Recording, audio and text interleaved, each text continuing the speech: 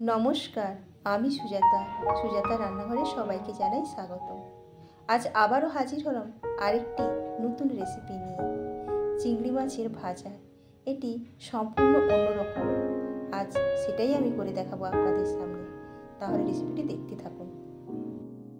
চিংড়ি মাছ ভরার জন্য লাগবে 2টি লাউ পাতা, আর পেঁয়াজ, রসুন, আদা বাটা, টমেটো কুচি, আর লাগবে 2টি কুচনো লাউ পাতা।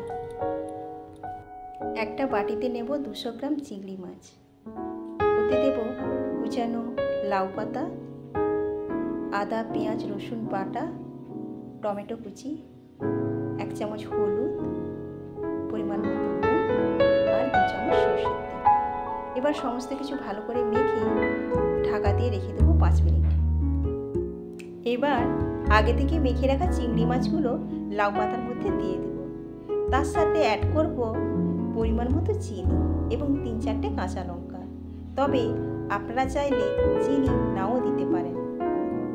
চিংড়ি মাছগুলো লাউ পাতায় ভালোভাবে মুড়িয়ে নেব। লাউ পাতায় ভরা চিংড়ি মাছ আগে থেকে গ্যাসের উপর গরম করা কড়াইয়ের উপর দিয়ে দেব। গ্যাস মাঝারি আঁচে রেখে কড়াই ঢাকা দেব। 2 মিনিট পর ফিরে এলাম। দেখুন লাউ পাতা থেকে কীরকম জল বেরিয়েছে। এই জলটাই আমাদের শুকিয়ে নিতে হবে। আবারও কিছুক্ষণ পর ঢাকনা খুলে দেখব লাউ পাতা থেকে যে জলটা বেরিয়েছিল সেটা প্রায় শুকনো হয়ে এসছে। এবারে আমাদের ওই চিংড়ি মাছটা উল্টে দিতে হবে। আবার একটু ভালো করে চেপে চেপে দিতে হবে। কিছুক্ষণ পর আবার ঢাকনা খুলে দেখব লাউ পাতা থেকে যে জল বেরিয়েছিল তা সব শুকনো হয়ে গেছে। এবার ওতে দিয়ে দেব 1 চামচ সরষের তেল। তারপর আরো কিছুক্ষণ ধরে ভাজতে থাকব। মাছের এক পিঠ ভাজা হয়ে গেলে অন্য পিঠে উল্টে দেব। এবারে দেখুন মাছ ভাজাটা আমার প্রায় হয়ে গেছে। তাতে আমি অল্প আর একটু তেল দিলাম। তারপর ঢাকা দিয়ে খানিকক্ষণ রেখে দেব।